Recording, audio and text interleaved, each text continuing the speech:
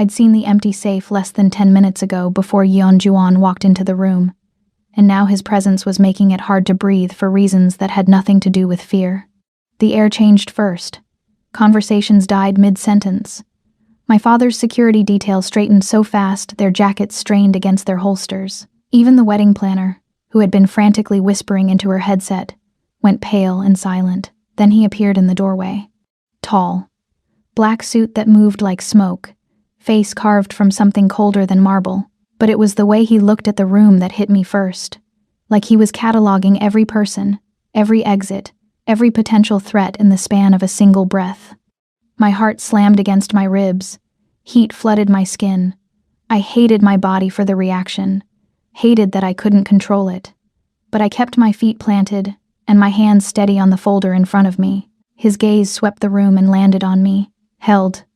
My throat went tight. Every instinct screamed to look away, to make myself smaller, invisible, the way I'd perfected over years of being my father's ghost employee. But I'd spent the last 30 seconds staring at the evidence of my sister's betrayal, at the theft that shouldn't exist, and something in me refused to flinch. Sophie Chase. His voice was low, controlled, and it landed somewhere below my stomach. Not a question. A confirmation. Yes. I was proud my voice didn't shake. He moved into the room. 2 men followed, silent, dangerous, flanking, but I couldn't look at them. Yeonjuan took up all the available air. He stopped 3 feet away, close enough that I could smell the rain on his coat and the danger radiating off his skin. You're aware of the terms. It wasn't a question either, but I answered anyway. I am now. The wedding wasn't supposed to be mine. 24 hours ago, I'd been in my basement office in the senator's Georgetown estate, systematically destroying the career of a journalist who'd gotten too close to my father's foreign donor network. I was good at it. The invisible work of erasing evidence, planting counter-narratives, making problems disappear. I'd been doing it since I was 19. I'd been invisible even longer than that. The illegitimate daughter. The black girl who didn't quite fit the Chase family Christmas cards. My mother, the senator's mistress, had died when I was 8, and I'd been absorbed into the household the way you absorb a stain. Acknowledged but never celebrated. Useful but never valued. Chloe was the golden child. Blonde, polished, groomed for cameras and galas. She wore designer gowns while I wore sensible pantsuits. She attended fundraisers while I scrubbed the donor databases for irregularities. She was the face. I was the fixer. So when my father announced Chloe's engagement to Yeonjuan, head of the Yeon Syndicate, international arms dealer, the man they called the silencer, I did what I always did. I stayed in the shadows and made sure the paperwork was clean. The marriage was transactional. Juwon needed legitimacy for his operations. My father needed funding for his presidential run. Chloe got a ring the size of a marble and didn't ask questions. I should have known it wouldn't hold. The morning of the wedding, I woke to screaming. Not the joyful kind.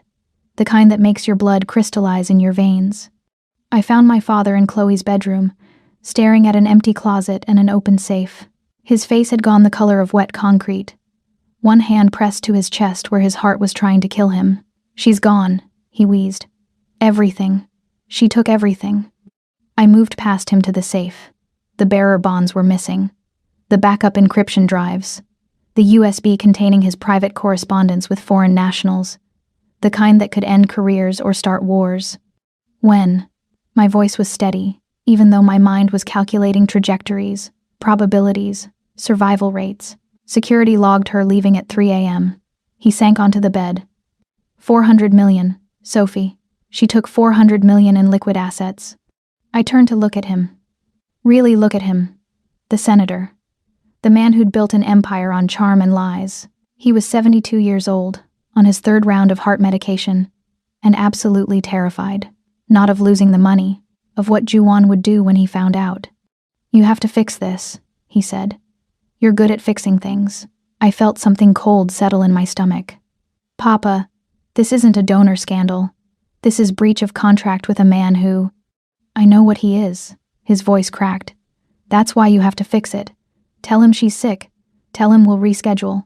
Buy me time to find her. There is no time. The wedding is in 2 hours. Then stall him."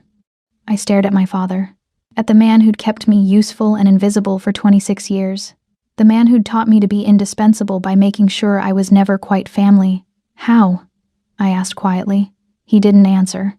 He didn't have to. I saw it in his eyes. The calculation. The same cold math I'd learned from him. If Juan needed a bride to seal the deal, and Chloe was gone, then there was only one other Chase daughter, the expendable one. An hour later, standing in that cathedral vestry, the echo of my answer, "I am now," hung in the air between Juan and me like a threat. His eyes narrowed fractionally. The tattoos on his neck shifted as he tilted his head, and I caught another glimpse of the symbols. Something serpentine, something that looked like it had been carved rather than inked. Now?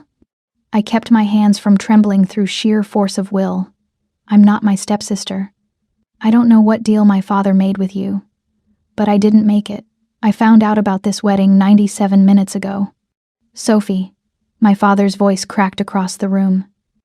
He was slumped in a chair near the altar, face the color of old newspaper. Don't make this worse. Don't? I didn't take my eyes off Juan. Papa, I'm not the one who made this. I'm just the one who has to survive it. Juan moved closer. 3 steps that ate the distance between us. He stopped at arm's length, and even with space between us, I felt the heat radiating off him. Explain, he said. The original agreement named Chloe as collateral for your business arrangement. I swallowed hard. But an hour ago, Chloe disappeared. She didn't just run. She emptied 3 offshore accounts and took the encryption keys to my father's private server. Silence dropped like a guillotine blade. My father made a small sound that might have been a death rattle. Juan's expression didn't change, but something shifted in his stillness. The way water goes still right before it freezes solid. And you think that makes you a suitable replacement? I think I'm the only person in this family who knows where the real money is hidden. I kept my voice level, clinical. Chloe ran with the obvious accounts. I know about the ones she didn't find.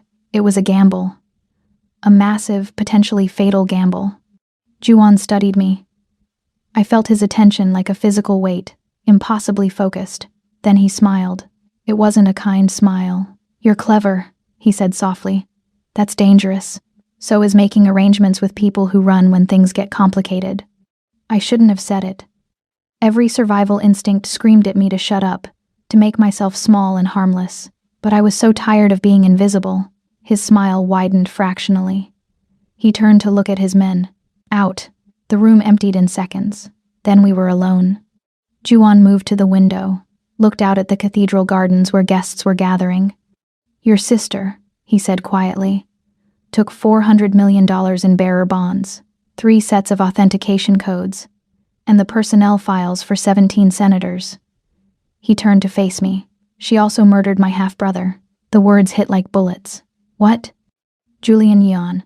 Found in his apartment this morning with a bullet in his head and your sister's fingerprints on the gun. He paused. He was her real target. The money was insurance.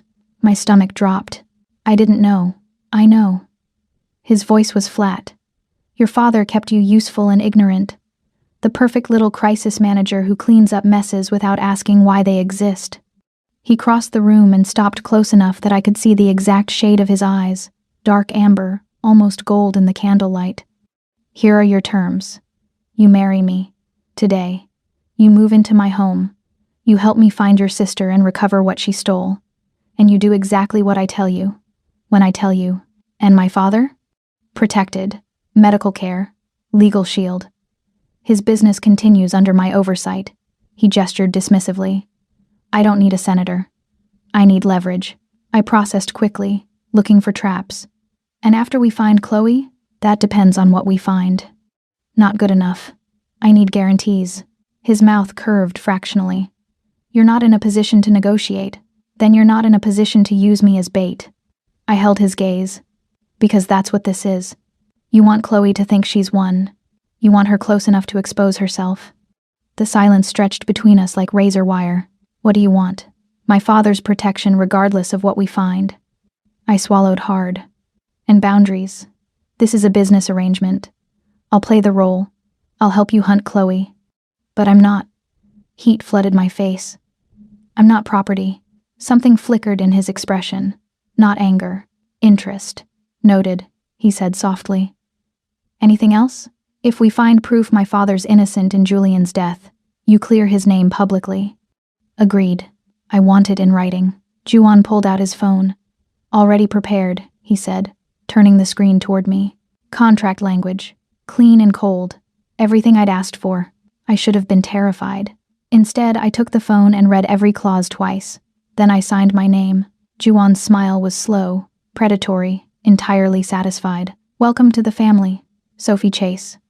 The cathedral bells began to toll. The ceremony lasted 8 minutes. The priest spoke too fast, tripping over words like he wanted to finish before something exploded.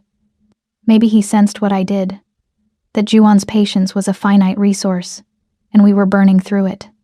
I barely heard the vows, something about sickness and health, richer and poorer, promises that tasted like ash. Juan's hand was warm when it took mine, his grip firm but not crushing. When he slid the ring onto my finger, platinum, flawless, clearly prepared in advance, I felt the weight of it like a shackle. You may kiss the bride. Juan's gaze met mine, held for 3 seconds that felt like 3 hours. Then he leaned in and pressed his mouth to my forehead. Brief, chaste, almost gentle. It felt like a promise and a threat wrapped together. Done, he said quietly. The priest fled. The witnesses scattered. My father tried to approach, but one of Juan's men intercepted him with the efficiency of a border wall. Juan's hand settled at the small of my back, possessive, inescapable, and guided me toward the side exit. The car is waiting, he said. I didn't ask where we were going. I already knew I wouldn't like the answer. The drive was silent. Juan sat beside me in the back of a black SUV with windows so tinted the world outside looked like it was drowning. He didn't touch me, didn't speak. Just stared at his phone screen with the focus of a man reading execution orders. I counted the minutes by the rhythm of my pulse. 15, 20, 30. When we finally stopped, I expected Manhattan, a penthouse, something with views and marble. Instead, we were on the Hudson waterfront in a neighborhood that looked like it had been forgotten by urban renewal.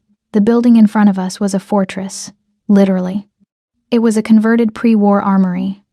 All thick concrete walls, industrial steel beams, and narrow slit windows that looked less like architecture and more like defensive positions. No glass, no charm, just brutal, oppressive mass designed to keep the world out. The iron hold, Juan said, opening his door. Home. I followed him across the gravel lot. The air smelled like brine and rust. Security cameras tracked our movement with mechanical precision. The entrance was a steel door that looked like it belonged on a bank vault. Juan placed his palm on a biometric scanner. The locks disengaged with a sound like bones breaking. Inside was worse. The main hall was cavernous.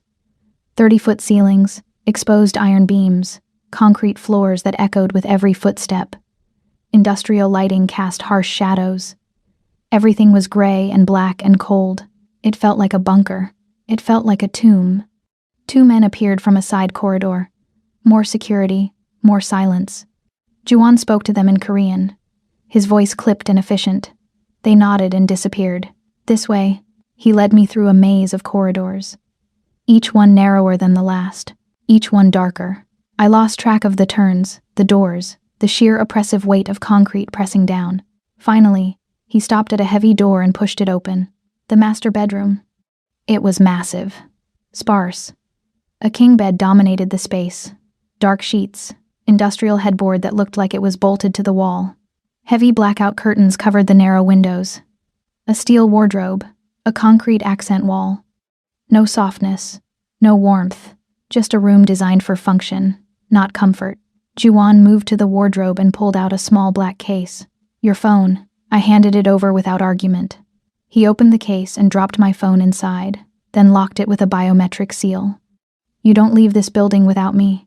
You don't contact the senator. You don't speak to anyone outside this organization without clearance. He pulled a tablet from his jacket and held it out. This is your access to the syndicate's secure network. Use it to find your sister. And if I don't? He stepped closer. Close enough that I had to tilt my head back to meet his eyes. Then you're just a liability, Sophie. And I don't keep liabilities. The threat hung in the air between us. I took the tablet. Good. He turned toward the door. We share this bed. We don't share a life. It's for optics. My people need to believe this marriage is real. Where are you going? To handle the fallout from your sister's mess. He paused at the threshold. There's food in the kitchen, security on every floor.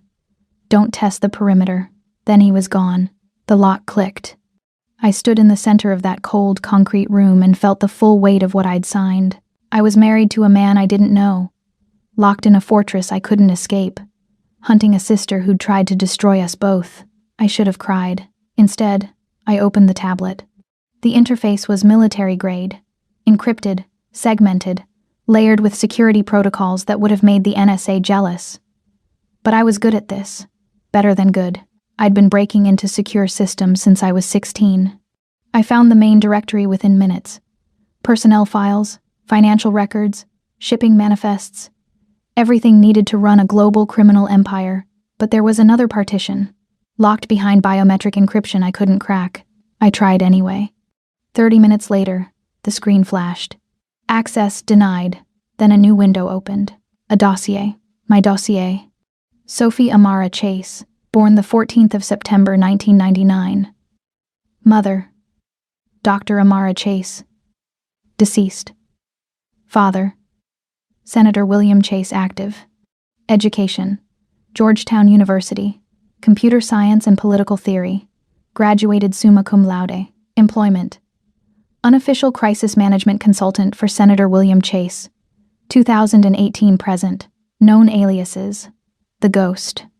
Specialty. Digital forensics. Reputation management. Evidence elimination. Threat assessment. High. Recruitment priority. Critical. I stared at the screen.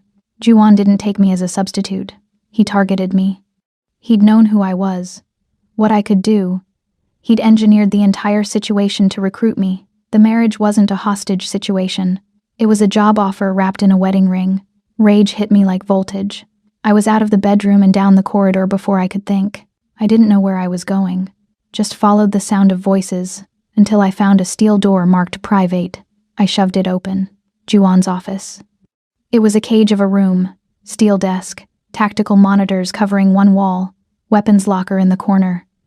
And Juan, standing at the desk with that same cold focus, he looked up when I entered. Didn't seem surprised. You found it. You lying bastard. I threw the tablet onto his desk. You knew. This whole time, you knew exactly who I was. Yes. That's it, just yes? What did you expect? He moved around the desk, deliberate and unhurried. You're the ghost, Sophie. You've been cleaning up your father's messes for 8 years. You're brilliant, ruthless, and invisible. Exactly what I need. I'm not a tool you can just... You signed the contract. His voice was quiet, lethal. You agreed to help me find your sister and recover what she stole. I never said I'd do it alone. This isn't help. This is manipulation. This is survival. He stopped in front of me. Your sister murdered my brother, stole $400 million, compromised 17 senators, and you think your father kept you in the dark out of love? I flinched. He saw it. Pressed the advantage. Your father was selling you, Sophie. The same way he sold your mother. The same way he sold every woman who got too close. He leaned in. I didn't manipulate you. I saved you. By trapping me here? By giving you a choice. His jaw tightened. Stay with the senator and become his next transaction, or work with me and burn the entire system down. I stared at him. At the brutal honesty in his eyes. Find my money, he said softly. Find your sister, and I'll give you your freedom. What if I want freedom now, then walk out? He gestured to the door. The gate is open. You can leave any time. My pulse spiked. You're lying. Test me. I turned, walked to the door, pulled it open. The corridor beyond was empty. No guards, no locks. I could run. I looked back at Juan, at the man who'd bought me, targeted me, claimed me, at the man who'd just given me a choice my father never had. I closed the door. His smile was sharp. Satisfied. Smart girl. I didn't sleep that first night. Couldn't. The bed was too big, the room too dark, and Juan, when he finally came to bed at 4 a.m., moved through the space like a shadow, silent and controlled. He didn't touch me, didn't speak, just stripped down to a t-shirt and dark pants and slid under the covers on the far side of the bed. The mattress didn't even dip. I lay there in the darkness, hyper-aware of every breath he took, the heat radiating from his body. The way the sheets moved when he shifted, it was torture. By dawn, I gave up pretending to sleep. I found workout clothes in the wardrobe, men's sizes, but they fit close enough, and escaped into the corridors. The iron hold was different in daylight, still oppressive, still brutal, but the narrow slit windows let in shafts of weak morning sun that cut through the shadows like blades. I wandered without direction, found a kitchen that looked industrial, a war room filled with monitors and maps, a library that smelled like gun oil and old paper. Then I heard voices, low, familiar, coming from below. I followed the sound down a narrow staircase that spiraled into darkness. The air grew colder, thicker. The smell of sulfur and cordite hit me before I saw the space, a firing range. Underground, massive, with reinforced walls and target arrays that looked military grade. And Juan, he wasn't alone. The woman was blonde, tall, wearing a red dress that had no business being in a concrete bunker at 7 in the morning. She stood close to him, too close, her hand on his arm, her mouth near his ear, laughing. Something hot and vicious twisted in my chest. Jealousy. I hated myself for it. Hated that I cared. We weren't a real couple. This was a transaction, a business arrangement, but my body didn't get the memo. I stepped onto the observation deck above the range. The metal grating under my feet clanged. They both looked up. The woman's smile widened. Juwan's expression didn't change. "Sophie," he said, "come down."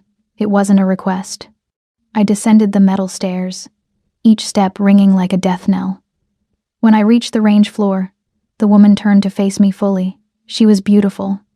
Delicate features, sharp eyes, lips painted the exact shade of fresh blood. "So this is the new Mrs. Yun." Her voice had a slight accent I couldn't place. Russian? Eastern European? She looked me over with the precision of a sniper acquiring a target. The ghost herself. I've heard stories. I doubt they're flattering. She laughed. "Oh, honey, in our world, flattering gets you killed. Competent keeps you breathing." She extended a hand. "Elena Volkov." I didn't take it. "Who are you?" "His handler," she said simply. I looked at Juwan. "Handler? CIA." His voice was flat. "Elena runs the operation to dismantle the syndicate's nuclear arms division from the inside." The world tilted. "You're a double agent. Surprised?" Elena's smile was sharp. "Your new husband isn't just a warlord, sweetheart. He's a government asset. Has been for 3 years." I processed quickly. "The marriage, the contracts, the—" "All real," Juwan said. "The syndicate can't know I'm compromised. You being here sells the legitimacy. So I'm cover. You're a partner." He moved closer. "Elena coordinates the federal side. You handle the digital forensics. Together, we find Chloe, recover the assets, and dismantle the trafficking ring she's running." "Trafficking?" My voice cracked. "Your sister wasn't just laundering money, Sophie." Elena's expression hardened. She was using Juwan's shipping routes to move people. "Children. I thought I might be sick. Chloe. My perfect golden sister. The girl who'd never broken a rule. How long?" 2 years, Juwan said. "Since Julian started going soft, questioning the operations. Chloe seduced him, got access to the roots, then killed him when he discovered what she was doing." The room spun. I need a minute." "Take all the time you want," Elena said. "But know this. Your sister put a hit on both of you. She thinks you're weak, controllable. She's wrong." She walked past me toward the stairs, then paused. "Welcome to the war, Mrs. Yon." Then she was gone. Juwan and I stood in the echoing silence of the firing range. "You should have told me," I said finally. "You wouldn't have believed me. Try me." He studied my face, then nodded. "Okay." He moved to the weapons locker and pulled out a Glock 19. "You want the truth? Here it is." He ejected the magazine, checked the chamber, handed it to me. What am I supposed to do with this? Learn to survive. He moved behind me, adjusting my stance. Feet shoulder width, knees soft, elbows locked but not rigid. His hands settled on my hips. Heat flooded my skin. His chest pressed against my back. Solid, warm, close enough that I felt every breath he took. Breathe between the heartbeats, he murmured near my ear. The space between one pulse and the next. That's where you pull the trigger. I couldn't breathe at all. His hands moved to my arms, adjusting my grip. Fingers over mine, guiding. The gun felt heavier than it should. Warmer. Focus, he said softly. Target downrange. Clear your mind. Feel the weight. I felt nothing but him. The heat of his body, the calluses on his palms. The way his voice dropped when he spoke close like this. Intimate and dangerous. Now, I pulled the trigger. The gun kicked. The sound deafened. The target downrange didn't move.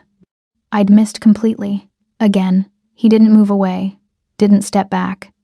Just adjusted my stance fractionally. His thigh against mine. His breath warm on my neck. Don't fight the recoil. Absorb it. Let it move through you. I tried again. Closer. Still off center. Better. His voice was low, almost gentle. You're thinking too much. I'm thinking exactly enough. His laugh was a rough sound against my ear. Liar. He was right. I wasn't thinking about the target. I was thinking about the way his hands felt on my skin. The way his voice did things to my pulse. The way I wanted to turn around and fire, he said. I did. The shot hit center mass. Perfect. He stepped back, taking all his heat with him. Again. 10 rounds. All center mass. Why are you doing this? Teaching you to shoot? Teaching me anything. I turned to face him. You could have left me ignorant. Kept me as decoration. His expression was unreadable. Because ignorance gets you killed, Sophie. And I didn't go through all this trouble just to lose you to something preventable. The words landed harder than they should. I raised the gun. Fired. Again. Again. Each shot finding its mark. When the magazine was empty, Juan took the weapon and studied the target. You're a natural. I'm motivated. Good. He looked at me with something that might have been respect. Because your sister's coming for us. And when she does, I need you ready to pull the trigger. 3 days later I found her. Not Chloe herself. She was too smart for that. But her digital signature. A pattern in the VPN traffic that matched her behavioral profile. She was accessing dark web markets from a specific IP address in Queens. I brought the data to Juan in the war room. He was studying tactical maps with 2 of his lieutenants. Hard men with harder eyes who looked at me like I was a problem they hadn't solved yet. Found her, I said. Juan dismissed them with a gesture. They left without argument. Show me. I pulled up the analysis on the main screen. VPN exit nodes, metadata patterns, transaction timestamps. It's a fortified safe house, former textile factory. She's been there for at least 48 hours. How certain are you? 93%. I highlighted the correlation matrix. Her patterns are consistent. Shopping for false documents, new identities. She's planning to run. He studied the data with the focus of a man planning an execution. We move tonight, he said finally. I'm coming with you. No. Yes. I met his gaze. I'm the warranty, remember? If I break, the deal is void.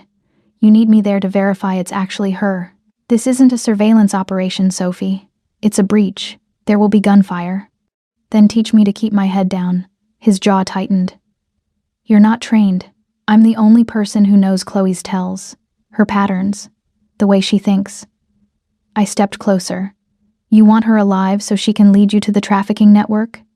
You need me there to talk her down before your men put a bullet in her. The silence stretched. Then he nodded once. Gear up. We leave in 2 hours. The safe house was in a part of Queens that looked like the city had given up on it. Abandoned warehouses, rusted chain link, streets that hadn't seen maintenance since the 80s. We approached in 3 vehicles, black SUVs with tinted windows that screamed federal operation. Juan rode with me, silent and focused, checking weapons with the efficiency of ritual. He'd given me a vest, lightweight Kevlar that fit under my jacket, a comms unit, and a knife. "If it goes wrong," he'd said, "you run. Don't fight. Don't play hero. Just run, and I'll find you." I hadn't argued. The factory loomed ahead. 4 stories of broken windows and graffiti, but the perimeter was too clean. Motion sensors on the fence, cameras at the corners. Chloe had fortified it. Juan signaled. His men moved like shadows, splitting into teams, breaching positions at 3 entry points. I stayed with Juan. He cut the fence with bolt cutters that didn't make a sound. We slipped through the gap and moved toward the east entrance. A loading dock with a rusted door that looked abandoned. It wasn't. Juan tested the handle. Locked. He pulled a small device from his pocket. Magnetic override. The locks disengaged with a soft click. We were in. The interior was a maze of concrete pillars and industrial machinery left to rot. Our footsteps echoed despite our attempts at silence. Juan moved with his weapon raised, scanning corners. I followed close enough to feel the heat of him, far enough not to interfere. We cleared 2 floors. Empty, abandoned. Then gunfire erupted from above. Juan shoved me behind a pillar as bullets tore through the space we'd just occupied. Concrete exploded. Metal screamed. "Stay down," he ordered. He returned fire with controlled bursts. Professional, efficient. 2 shooters on the 3rd floor catwalk dropped, but there were more. They poured down the stairs. Armed, coordinated, too well trained to be Chloe's people. This was a trap. Juan realized it the same moment I did. He grabbed my arm and pulled me toward the east exit. We ran through the killing field of machinery, bullets tracking our movement. 1 shot grazed Juan's shoulder. Blood bloomed through his jacket. He didn't stop. We hit the stairs to the main office level. Juan kicked the door open and swept the room. Empty. But the walls. Oh God. The walls. They were covered in surveillance photos. Juan's routines. His properties. His people. Blueprints of the Ironhold. Detailed dossiers. Chloe had been hunting him for months. And in the center of it all, a message scrawled in red paint. "Wrong, sister. Appa." Juan's face went hard. Then the building shook. Explosion. Lower level. The factory was rigged. We ran. Down the stairs, through the smoke, past bodies and debris. Juan's hand locked around mine, pulling me through the chaos. We made it to the SUV as the building collapsed behind us. The drive back was silent except for my ragged breathing. Juan drove one-handed, his wounded shoulder leaving blood on the steering wheel. He didn't speak, didn't look at me, just drove like the devil was chasing us. Maybe he was. When we finally pulled into the Ironhold's garage, I was shaking. Not from fear, from rage. Chloe had tried to kill us. My sister, my blood. She'd baited us, trapped us, tried to bury us in that factory. Juan killed the engine. Turned to look at me. "You did good," he said quietly. "I almost got you killed. You kept your head, didn't panic. That's more than most trained operatives manage." He reached for the door handle, but I stopped him with a hand on his arm. "Your shoulder. It's nothing. It's bleeding. I've had worse." But he didn't pull away when I leaned closer to examine it. Didn't move when my fingers brushed the torn fabric. "We need to clean it," I said softly. His eyes met mine, dark, intense, something shifting in their depths that made my pulse spike. "Later," he said. His voice was rough. "First, we figure out how she knew we were coming." The words broke the spell. I pulled back, nodded, but as we walked into the Ironhold, his hand found the small of my back again. Possessive, protective, and I didn't pull away. The triad leader was a man named Wei Zhang. 60-something, silver hair, slicked back with product that caught the light like oil. Expensive suit. Brioni, probably. That couldn't hide the violence in his eyes or the way his hands rested on the table like a man perpetually ready to reach for a weapon. He'd requested the meeting. Neutral ground. An underground speakeasy in Chinatown that smelled like opium and old money, and the particular musk of men who dealt in flesh and fear. Juan had wanted to refuse. I'd heard the argument 2 nights ago through the bedroom door. Elena's voice crisp with tactical assessment. Juan's low and dangerous. Both of them circling the same problem from different angles. But Wei Zhang claimed to have information about Chloe's whereabouts. Information he'd only share face to face. And we were running out of leads, out of time. out of the kind of patience that kept people breathing. So we went. I wore black. A dress that Elena had provided after spending an hour studying my measurements with the focus of a military quartermaster. Simple on first glance. High neck, long sleeves, hem that hit just above the knee. But the fabric moved like water, expensive enough that it whispered wealth with every step, cut precisely enough that it suggested a woman who knew her value and wasn't negotiating. My hair pulled back in a sleek bun that made my cheekbones sharp, my jaw severe. Minimal jewelry except for the platinum wedding ring I couldn't remove even if I'd wanted to, and I didn't want to. That revelation had hit me somewhere between the firing range and the factory raid. Somewhere between learning that Juwon had protected me for a decade and watching him take a bullet meant for both of us. The ring wasn't a shackle anymore. It was a declaration. "You don't speak," Juwon had instructed in the car, his hand resting possessively on my thigh as the city blurred past tinted windows. "You sit. You observe. You let them think you're decoration." His fingers had tightened fractionally. "And if they threaten you, I deal with it." The words had been quiet. Final. The tone of a man who'd burned cities before and would do it again without hesitation. I'd covered his hand with mine, threaded our fingers together. "We deal with it," I'd corrected softly. His eyes had met mine in the darkness of the car, something fierce and possessive, and almost frightened flickering in their depths. "Sophie, together," I'd said. "That's the deal now." He'd pulled me across the seat and kissed me hard enough to bruise.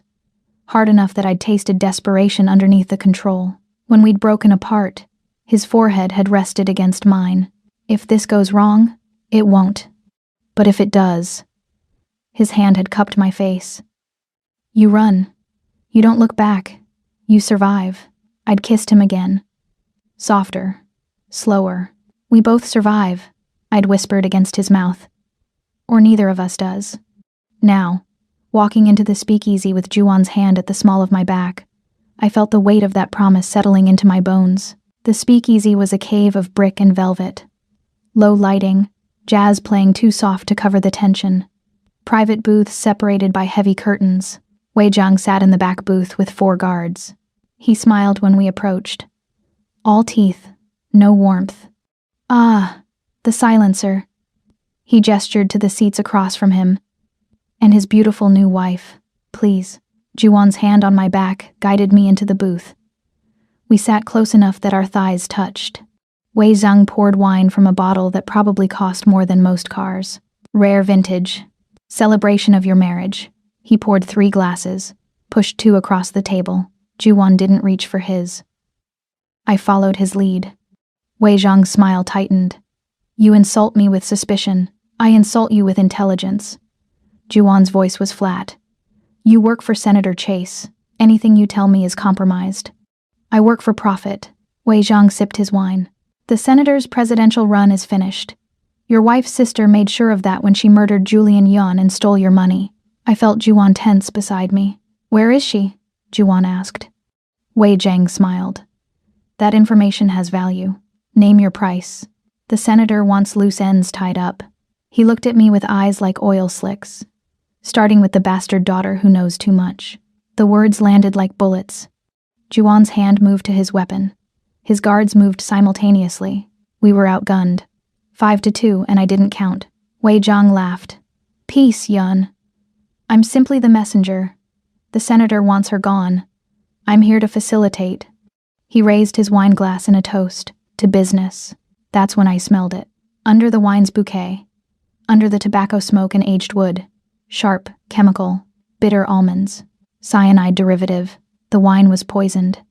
Not both glasses. Just Juwon's. The one Wei Zhang had poured first, while his hand had been hidden beneath the table. My mind raced. If I warned Juwon, Wei Zhang's guards would open fire. We'd die here. But if I didn't, Juwon would drink the poison and die anyway. I made a choice. I reached for Juwon's glass before he could, lifted it. "To business," I said, and I drank. The wine hit my tongue. Sweet, rich. Then the chemical burn underneath. It slid down my throat like acid. Juwon's eyes went wide. "Sophie," I smiled at Wei Zhang. "It's excellent." Then the poison hit my system. My vision blurred. My pulse spiked. The room tilted sideways. I heard Juan roar, heard the table overturn, heard gunfire and screaming. Then everything went dark. I woke to pain. My throat burned. My chest felt like someone had driven nails through my ribs. Every breath was glass, but I was alive. The room came into focus slowly. The master bedroom. Heavy curtains drawn, fireplace crackling, and Juan. He sat in a chair by the fire, elbows on his knees, face buried in his hands. He looked wrecked, dark circles under his eyes, blood on his shirt, his own and probably others. He hadn't slept. Maybe for days. "You're awake." His voice was rough, broken. I tried to speak. My throat wouldn't work. He was beside me in an instant, pressing a glass of water to my lips. "Small sips.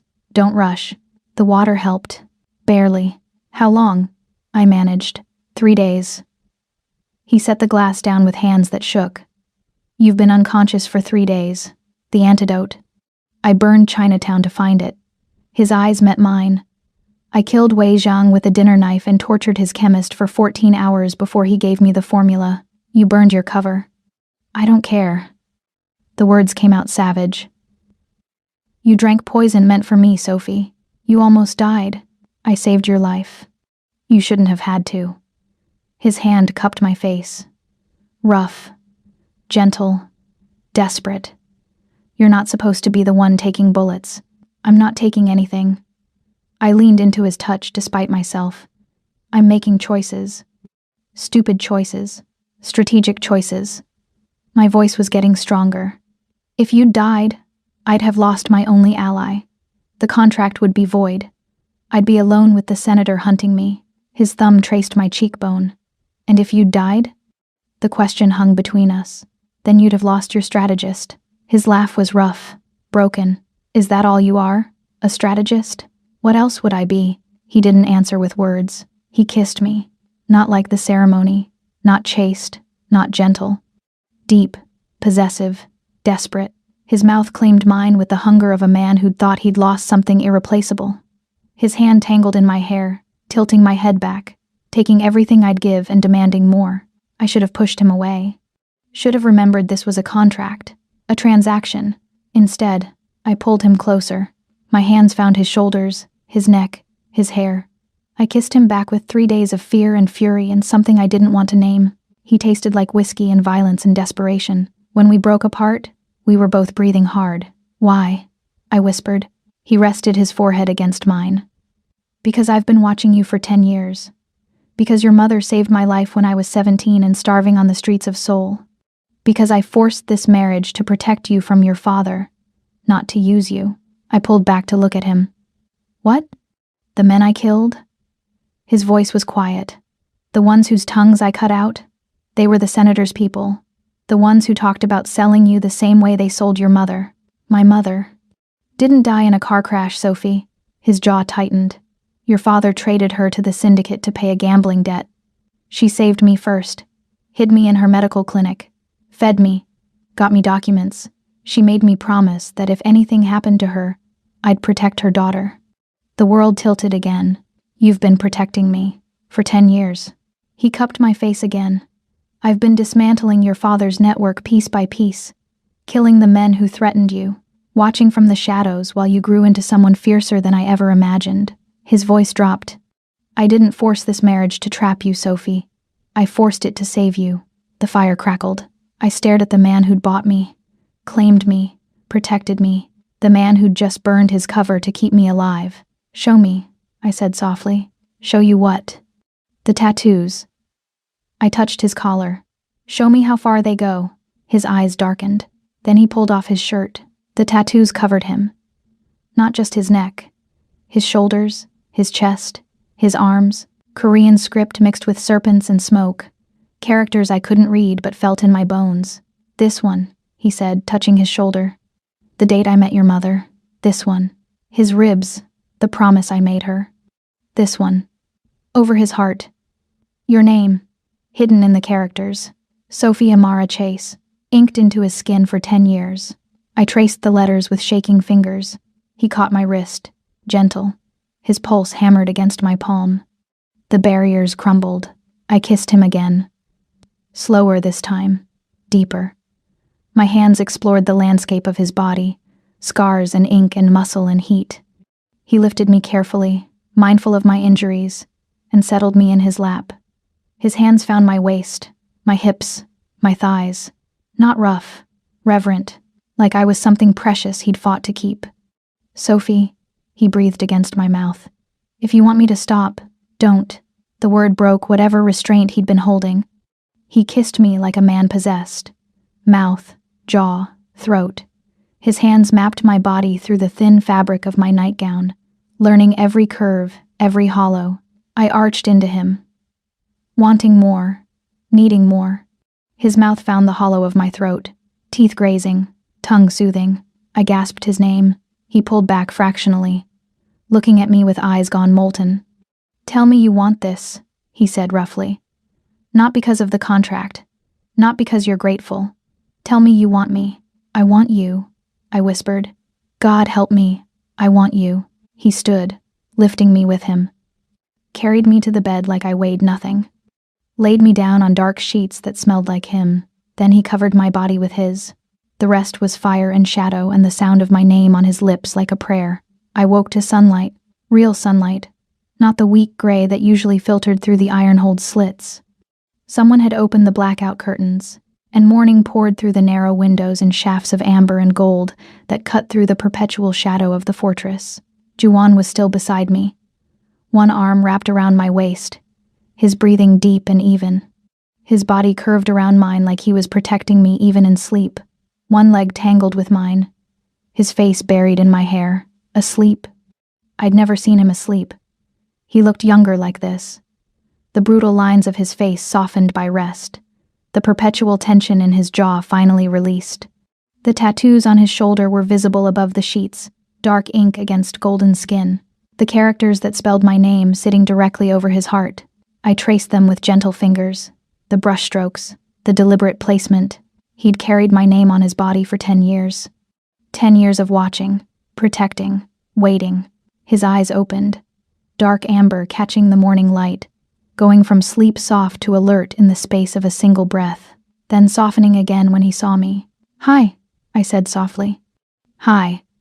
His voice was rough with sleep, deeper than usual, intimate in a way that made my stomach tighten.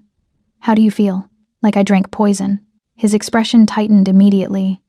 Sophie. I'm joking. Mostly. I shifted closer, pressing my palm flat against his chest where his heart beat steady and strong. I'm sore. Tired. But alive. Because you're stubborn. Because you burned Chinatown for the antidote. I tilted my head back to look at him properly. How many people did you kill? His hand slid up my spine, warm and calloused and impossibly gentle. Does it matter? Yes. Wei Zhang. His 4 personal guards. The chemist who mixed the poison after I convinced him it was in his best interest to cooperate. He paused. 3 triad enforcers who tried to stop me from leaving with the formula. That's 9 people. 10. His jaw tightened. Wei Zhang's second wife was there. She pulled a gun. Did she hit you? No.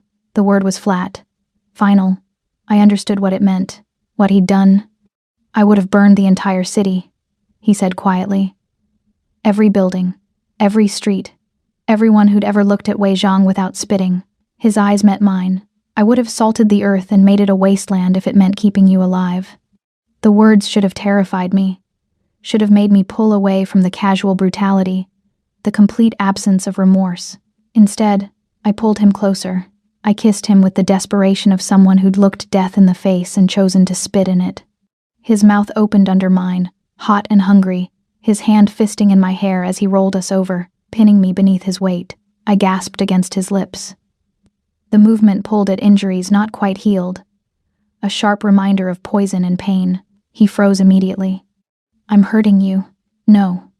I wrapped my legs around his waist, locking him in place.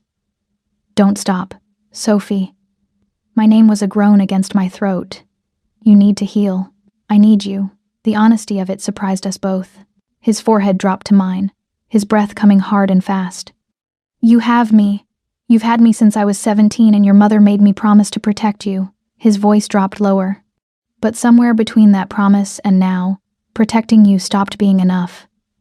I started wanting you, needing you, dreaming about you in ways that had nothing to do with debts or honor. Show me, I whispered.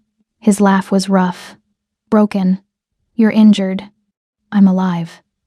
My hands found his face, tracing the brutal angles. Because of you.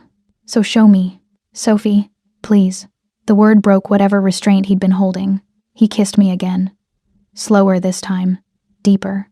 His hands mapped my body through the thin silk nightgown Elena had brought during my recovery, learning every curve, every hollow, every place that made me gasp.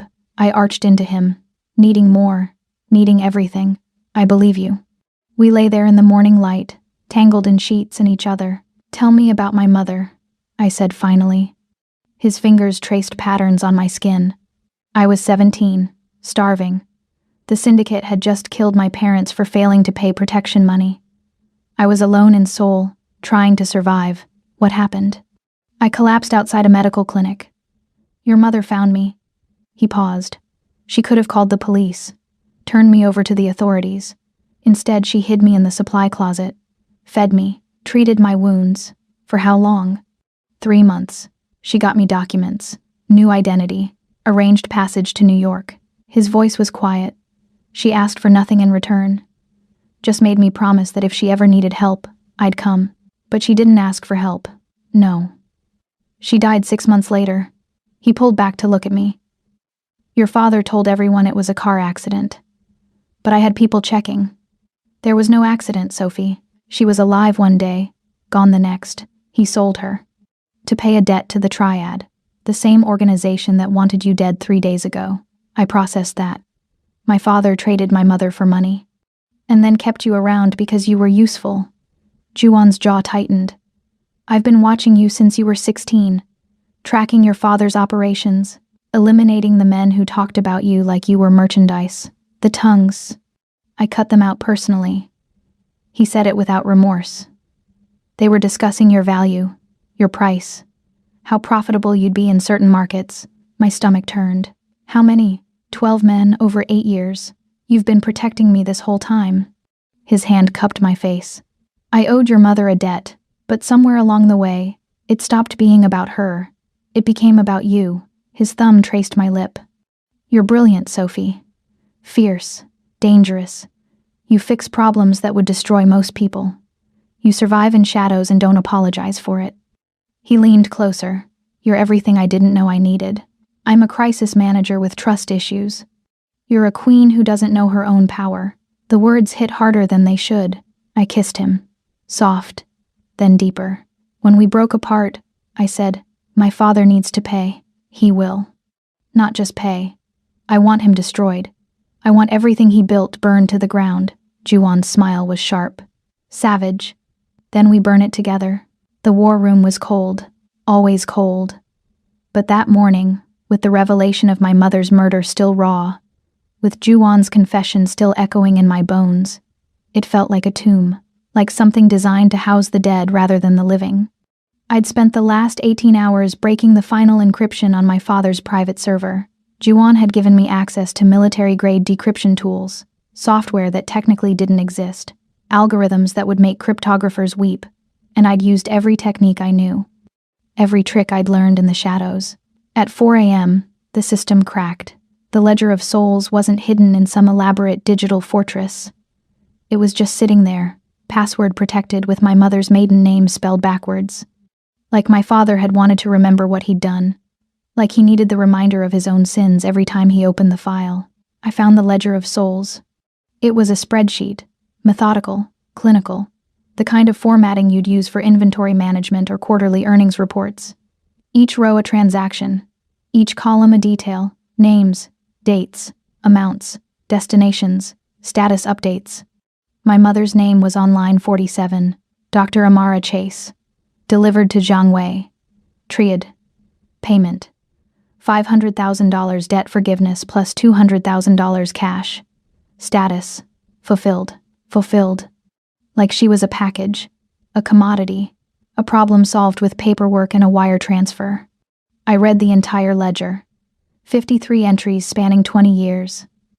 Politicians' daughters who'd threatened to talk, journalists who'd asked too many questions, witnesses who knew too much, mistresses who'd gotten inconvenient, all sold, all delivered, all by my father, and at the bottom, a new entry.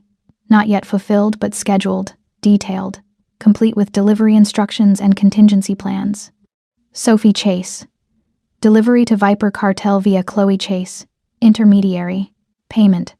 $15 million cash plus unlimited campaign funding, plus removal of competitor candidate. Delivery date. Post-election. November 2025. Special instructions. Subject has high-value skill set. Recommend intact delivery for maximum ROI. My father had planned to sell me to Chloe, my own sister. Not just sell. He'd negotiated premium pricing for my skills, had written clinical notes about my value like I was livestock being appraised for auction. I sat in that cold room and felt something inside me break, not shatter. Breaking would be too loud, too dramatic, too much like the emotional displays he'd always punished me for. This was quieter, colder. The death of whatever love I'd once felt for the man who'd raised me. The final severing of a bond that had been fraying since I was 8 years old, and realized he looked at me differently than he looked at Chloe. Not with love, with appraisal. Juan found me an hour later. He didn't speak. Just read the screen over my shoulder. His hand settling on my neck. Thumb stroking the pulse point there like he needed the reminder that I was alive, that I was here, that I was his. Then he said quietly, "What do you want to do?" I stared at the ledger.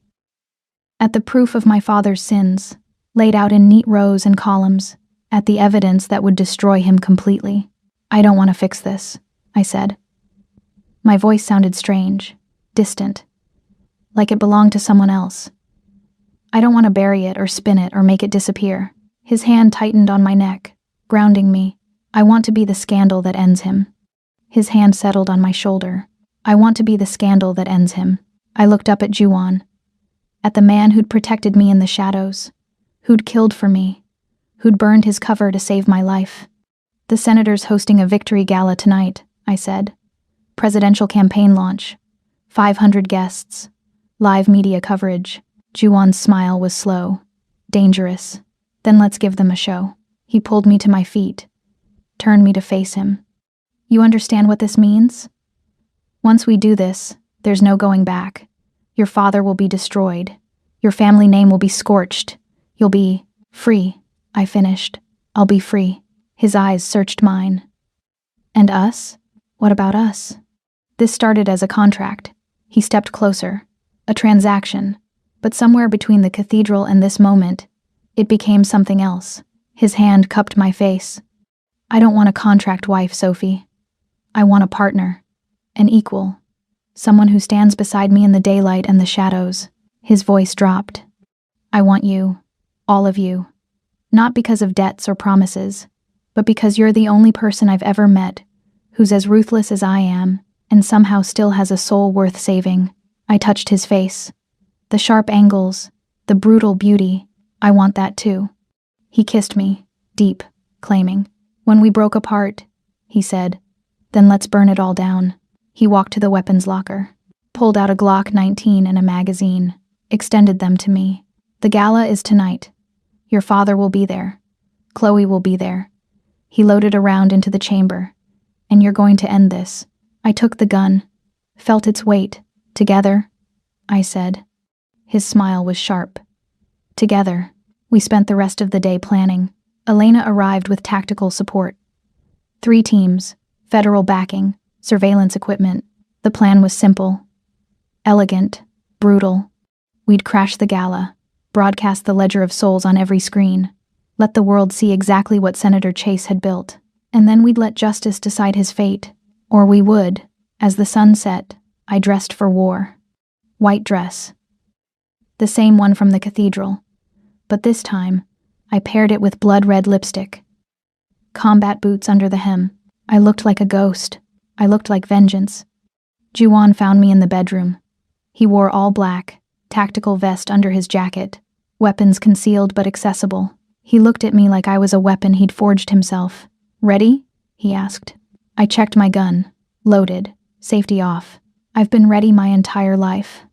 He pulled me close, kissed me hard. Then let's go make headlines, Mrs. Yon. The car ride to the gala was silent. I counted my heartbeats. Slow, steady, controlled. I'd spent 26 years being invisible. Tonight, I'd make sure the entire world saw me. We pulled up to the hotel. Valets, red carpet, cameras flashing. Juwon's hand found mine. Together, he said again. Together, I echoed. We walked through those doors like we owned the world. And by the end of the night, we would. The ballroom was a cathedral of excess. Gold chandeliers dripped from 30-foot ceilings like crystallized wealth.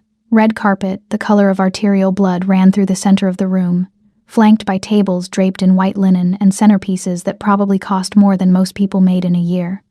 500 guests in designer gowns and tailored tuxedos, champagne glasses catching the light, conversations humming with the particular frequency of people who believed they mattered. My father's victory gala, presidential campaign launch, the culmination of a lifetime of lies wrapped in patriotic bunting and strategic photo opportunities.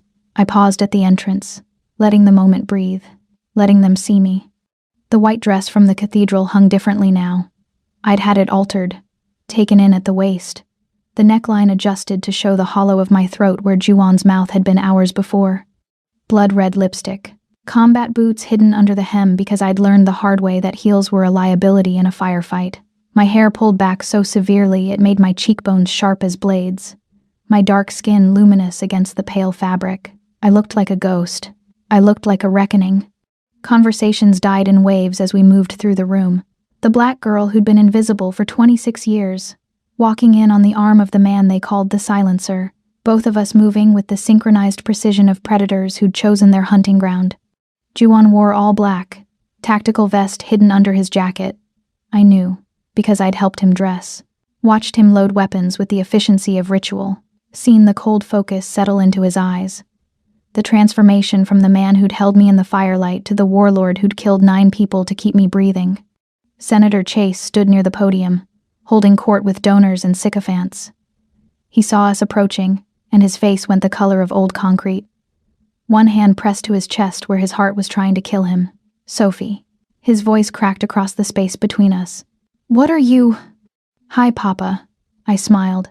It felt like showing teeth. I hope you don't mind. Juwon and I decided to attend after all. My father's aide materialized at his elbow, whispering urgently. Security moved fractionally closer, but Juwon's people were already in position. I'd watched them deploy over the past 6 hours. Elena's federal team mixing with Juwon's enforcers, creating a net that looked like normal gala security but tightened like a noose. The senator forced a smile for the watching crowd. Of course. You're always welcome. Though I wish you'd called ahead, I wanted it to be a surprise. I looked past him to the screens mounted on either side of the podium. Massive displays meant to show campaign footage, patriotic montages, the carefully curated image of Senator William Chase, man of the people. Elena had hacked them 3 hours ago. They were primed, waiting, ready to broadcast the truth to every camera in the room. Mr. and Mrs. Yun. A voice from behind us. Smooth, female, familiar. I turned. Chloe. My sister stood there in crimson silk that clung to her like a second skin, blonde hair cascading over bare shoulders, a smile that could sell salvation to sinners. She looked perfect, untouchable. She looked like everything I'd never been allowed to be. Sophie. Her voice dripped false warmth. I heard about your wedding. How romantic. A shotgun ceremony to a gangster. Very on brand for the family embarrassment. The insult landed exactly where she'd aimed it. Years of practice. Years of knowing precisely how to draw blood, without raising her voice. But I'd spent the last 2 weeks learning to be something other than invisible. I stepped closer. Close enough that I could smell her perfume. Expensive, cloying, the same scent she'd worn since we were teenagers. Close enough that I could see the micro-expression of fear that flickered across her perfect face. Chloe, I said softly, I've been looking for you. Her smile tightened. I've been busy, killing Julian Yon, stealing $400 million, running a human trafficking ring using Juwon's shipping routes. The color drained from her face. Around us, the ambient noise of the gala continued. Laughter, clinking glasses. The string quartet in the corner playing something by Mozart, but in our small circle, the silence was absolute. "You can't prove any of that," Chloe whispered. I pulled out my phone, tapped the screen. The ledger of souls appeared. 53 entries of our father's sins, including the detailed notes on Chloe's operations. "Already sent to the FBI," I said. "And the New York Times, and the Washington Post, and CNN." I smiled. "Also uploaded to WikiLeaks, just in case." Chloe's hand moved to her clutch. Fast, practiced. Juwon was faster. He didn't draw a weapon. Didn't need to. Just shifted his weight fractionally, blocking her line of movement, his presence alone enough to freeze her in place. "I wouldn't," he said quietly. Chloe's eyes darted around the room, looking for her people, her backup, the snipers she'd positioned in the rafters with clear sightlines to the podium. Elena's team had neutralized them 20 minutes ago. "It's over," I said. "The trafficking network, the money laundering, the murder, all of it. You don't understand." Chloe's voice cracked. "He was going to sell you, Sophie. Our own father. He was going to trade you like he traded your mother. I was trying to save you. By killing Julian? By running a trafficking ring that moved children? I had to survive." Her mask was cracking now, desperation bleeding through the perfect facade. "You gotta be invisible. I had to be golden. Perfect. His trophy. Do you know what that's like? Being decoration? Being valued only for how you look in photographs?" I stared at my sister. At the girl who'd had everything I'd wanted. The love, the attention, the belonging. At the monster she'd become to keep it. "Yes," I said quietly. "I know exactly what that's like. Then help me." She reached for my hand. "Please. We're sisters. We can." The screens flickered. The campaign footage died. The patriotic music stopped. And the ledger of souls appeared on every screen in the ballroom. 53 names. 53 transactions. 20 years of evidence that Senator William Chase had been selling human beings to the highest bidder, including his own wife, including his own daughter. The room went silent. Then someone screamed. Chaos erupted. Guests scrambling for exits. Security rushing the podium. Cameras flashing like lightning strikes, as journalists realized they were witnessing the story of the decade. My father stood frozen at the podium, staring at the screens with the expression of a man watching his own execution. Then his eyes found me. Pure, undiluted, rage. "You," he breathed. "You did this." I stepped forward. Into the light. Into the cameras. Into the moment I'd been building toward since I was 8 years old, and realized my father looked at me like merchandise. "Yes," I said clearly. "I did this." He moved. Fast for a man with a failing heart. His hand went to his jacket, came out with a small pistol, the kind politicians kept for campaign trail security, aimed it at my chest. The room exploded with movement. Secret Service converging, Juwon reaching for his weapon, Elena shouting orders, but my father's finger was already on the trigger. "Sophie," he said. "I'm sorry." Then Juwon was there, moving between us with the practiced efficiency of a man who'd taken bullets before, who'd chosen, in that split second, that my life was worth more than his own. The gunshot was deafening. Juwon's body jerked. Blood bloomed across his chest, bright, spreading, arterial. He fell. I screamed. Not a performance, not calculated. Pure, animal terror as the man I loved collapsed at my feet. I dropped beside him, hands pressing against the wound, blood soaking through my white dress, hot and sticky and impossible. "No." The word came out broken. "No, no, no." Juwon's eyes found mine, dark amber going hazy. His hand touched my face, leaving streaks of crimson across my cheek. "Sophie," he whispered. "Run." Then his eyes closed. Something inside me broke. Not the quiet breaking from the war room. Not the cold death of love. This was loud, violent, the kind of breaking that remakes you into something new, something dangerous. I stood, turned to face my father. He still held the gun, but his hand was shaking, his face the color of old snow. "Sophie," his voice cracked. I didn't mean. I walked toward him, slow, deliberate, my white dress painted red with Juwon's blood, my hands dripping, my face a mask of grief and fury. The room had gone silent again. Cameras recording, witnesses watching. Perfect. Give me the gun, Papa. Sophie, please. Give me the gun. He did. Maybe out of guilt. Maybe out of fear. Maybe because some part of him knew he deserved what was coming. I took the weapon, felt its weight, looked my father in the eyes. You sold my mother, I said clearly. For the cameras, for the world. You traded her to the Triad for $700,000. Then you raised me like an asset, planning to sell me the same way. That's not... It's in the ledger. I gestured to the screens. Line 47. Dr. Amara Chase. Delivered. Fulfilled. My father's face crumbled. I sold you, I continued, my voice steady despite the rage burning through my veins, because you made me believe I was worth nothing, that my only value was in cleaning up your disasters. Being invisible, being useful. I raised the gun. But I'm not invisible anymore. Sophie, don't. He lunged, tried to grab the weapon, tried to stop what he'd created.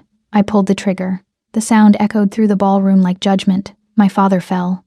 Blood spreading across the white marble floor, mixing with Juwon's, creating a pool of consequence. I stood over him, gun still raised, and felt nothing.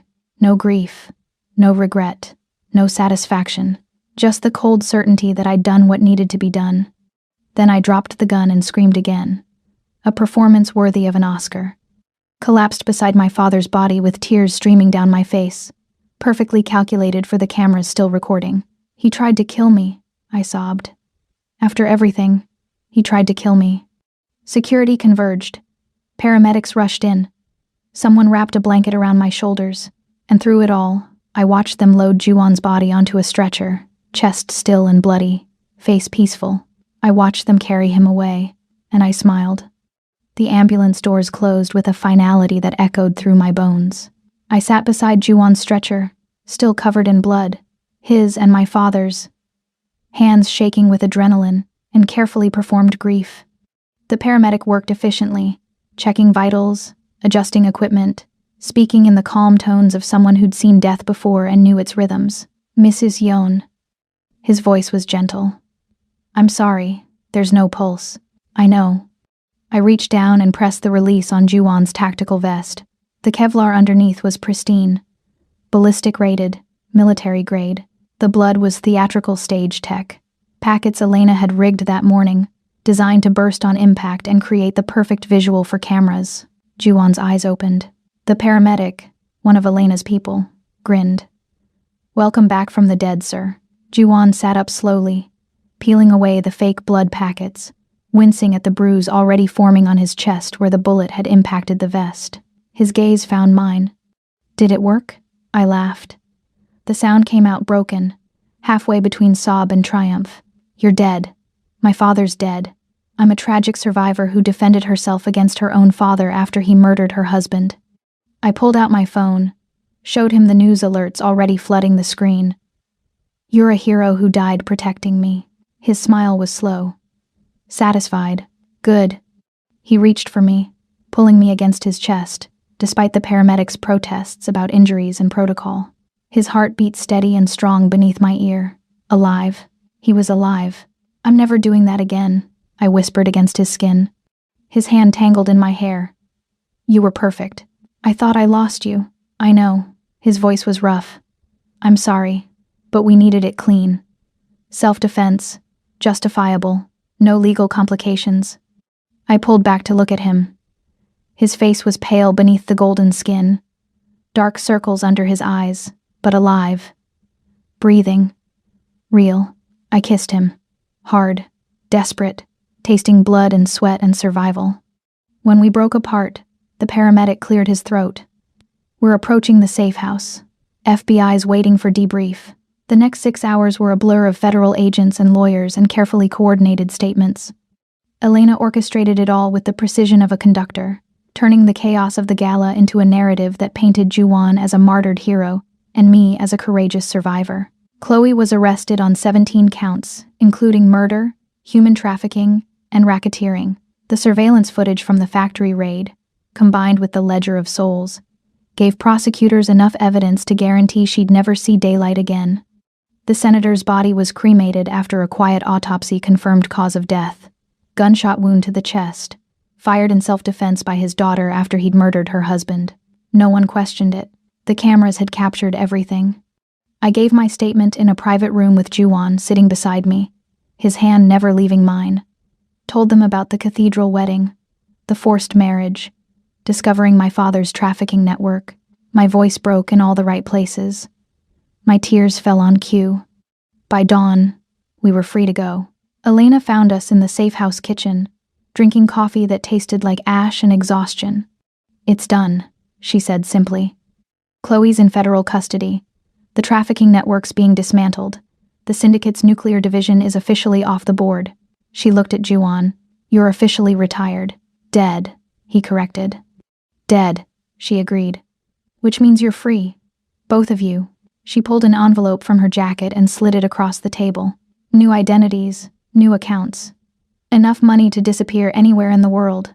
She paused. "Or you could stay." "Stay?" I opened the envelope. Inside were passports, documents, keys. "The administration owes you. Both of you." She looked at me. "You just took down the most corrupt senator in modern history and exposed a trafficking ring that spanned 3 continents. That kind of leverage doesn't expire. What are you offering?" Juan's voice was careful. "Legitimacy." Elena's smile was sharp. "The senator's seat needs to be filled. Special election in 6 months. The party needs a candidate who can't be bought." She looked at me. "Someone who knows where all the bodies are buried." The words hung in the air. I thought about it. About the girl who'd spent 26 years being invisible, fixing scandals, cleaning up messes. About the woman who'd just burned her father's empire to ash and walked away clean. About the power that came with being seen. "I'm not a politician," I said finally. "You're something better." Elena stood. "You're someone who actually knows how the system works. Think about it." She left. Juan and I sat in silence, watching dawn break through the safe house windows. "Do you want it?" he asked finally. "The power. The position. I want to make sure no one else gets sold." I turned to face him. "I want to burn down every network like my father's. Every man who thinks he can trade women like commodities." His hand cupped my face. "Then we burn them. Together? Together?" 6 months later, I stood in the Oval Office, not as president. I'd declined to run for the Senate seat, despite Elena's persuasion. Too visible, too constrained by ethics committees and press scrutiny. Instead, I'd accepted a different position.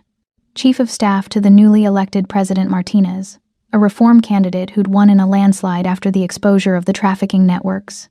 The power behind the throne. The one who knew where the bodies were buried because I'd buried most of them myself.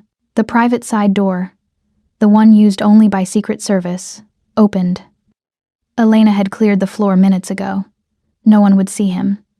Juan walked in, officially dead but very much alive, moving through the shadows of my new empire with the same efficiency he'd moved through the syndicate. He locked the door, crossed to the desk, where I sat reviewing appropriations for a new anti-trafficking task force.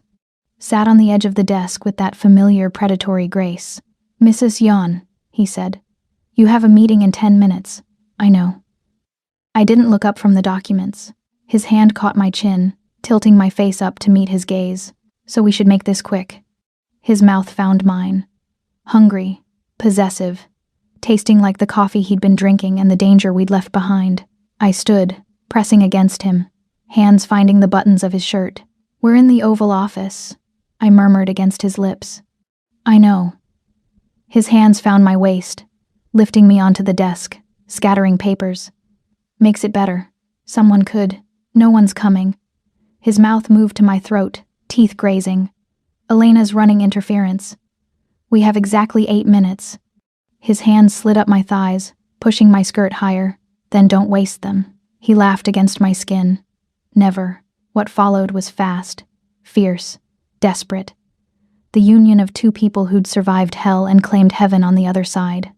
His hands on my body, my nails in his back. Both of us moving with the synchronized precision we'd learned through violence and perfected through love.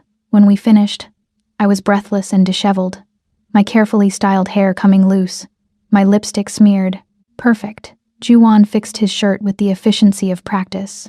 Helped me smooth my skirt, tucked a loose curl behind my ear. You're beautiful, he said quietly. I'm a mess. You're mine. His thumb traced my lower lip. And you're magnificent. The intercom buzzed. Mrs. Chase, your 9 o'clock is here. I pressed the button. Send them in. Juwon moved to the shadows near the window. Invisible again. My secret weapon. The door opened. Senators. Appropriations Committee. Men who thought they held power. I smiled. Let them think it. I knew the truth. Power wasn't in the throne. It was in the shadows. In the network I'd built. In the man who stood behind me, watching, protecting, partnering. In the dynasty we'd forged from blood and fire and love. The senator had wanted a warranty, a guarantee against loss. Instead, he'd created a queen, and queens didn't just survive, they conquered. The meeting lasted an hour. I negotiated, compromised, pushed through funding for 3 new safe houses and a federal task force targeting trafficking networks. When they left, I was alone with Juwon again. He emerged from the shadows, pulled me into his arms. You're terrifying, he said. Good. His laugh was warm against my hair. I love you. The words still surprised me, still felt new despite hearing them every day for 6 months. I love you too. We stood there in the Oval Office, wrapped in each other, wrapped in power, wrapped in the future we'd built from the ashes of our pasts. He'd asked for a warranty. I'd given him a dynasty, and we were just getting started.